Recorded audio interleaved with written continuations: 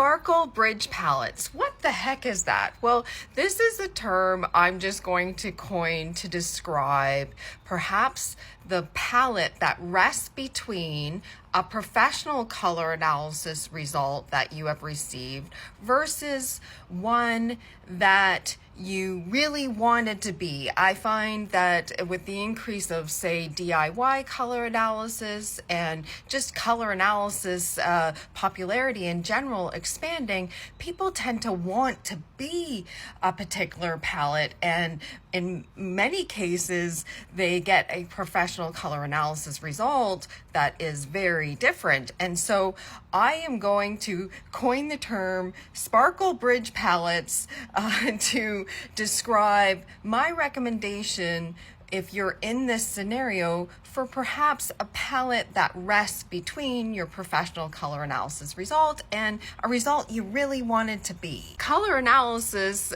when a professional does it, is really looking at you with no bias and assessing what colors do in the system that you are assessed within using the checks of that system. And so a professional, most cases, doesn't incorporate your likes and dislikes. And so sometimes people have trouble getting around that when they receive a result. And so really the sparkle bridge palette concept in my mind is perhaps helpful if you find yourself in this scenario. And so I'm going to start off this series going through the True Spring palette. So meaning you were given a result of True Spring and wanted to be another palette. What are the palettes that I recommend sort of being the bridge palettes? And so I'm going to produce a video for each palette in this series, and I'm starting with True Spring because I find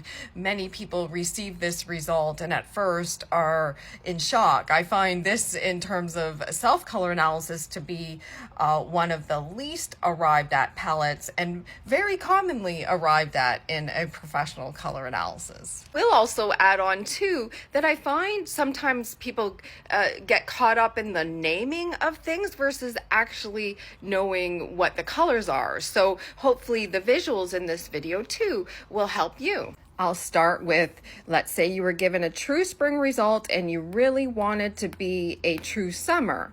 Perhaps consider the light palette for you, and the light palette is the palette between spring and summer. And if you wanted to try out the brighter colors in this palette, that would bring you over closer to the spring side. Now let's say you received a True Spring result and really wanted to be a True Winter. I'll just also add, this is a very old color strip I have. I still have yet to get a new one. So if you have a new True Winter strip, just realize it's much better than the one on the screen here. And so if you really wanted to be a True Winter and receive True Spring, I recommend perhaps trying out the bright palette and focusing on the brighter colors and more spring-like colors in this palette. And look, like there isn't much difference. And so that's also to be considered as well. When you actually take some of these references on the ground shopping, matching to fabrics in stores and what have you, that ultimately is where you implement some of this stuff. Here's a view of you wanted to be a True Autumn but received a True Spring result. I would recommend the Warm palette, which is the palette that rests between True Spring and True Autumn, and focus on perhaps the brighter colors in this palette. And again, there's not much difference in some of those. Here's a look at, you wanted to be a Warm palette, Warm Spring, Warm Autumn, let's say, and received a True Spring result. My advice would be to focus on the darker colors of True Spring and perhaps the lighter colors of Warm Spring. There isn't much difference in some of those. Here's a look at, you wanted to be a Cool palette result, so Cool Winter, Cool Summer, True Cool, and you received a True Spring result. My advice would be to get a universal palette, and this really is a mix of all 4 seasons, so neutral undertone, medium value, medium intensity. And so you may want to focus on more of the spring-like colors on this, and maybe that will help you as a bridge palette. Let's say you received a true spring result and really wanted to be a bright spring, bright winter, true bright. My advice would be to focus on perhaps the more spring-like colors in the bright palette, and perhaps the deeper colors of this palette. Here's a very common one I see for some reason. Somebody wanted to be a muted summer, muted autumn, true muted palette, but they receive a true spring result. My advice, if you didn't want to go fully to true spring, would be, again, the universal palette, which softens some of the true spring colors, makes it more neutral undertone. The muted palette is the palette that rests between autumn and summer, and so if you were really okay with starting to embrace some of your warm undertone, then I would move to the warm palette, which is the palette between autumn and spring, and so it still would have some autumn elements. Let's say you received a true spring result and really wanted to be a light summer, light spring, or true light palette. You really could use both of these references.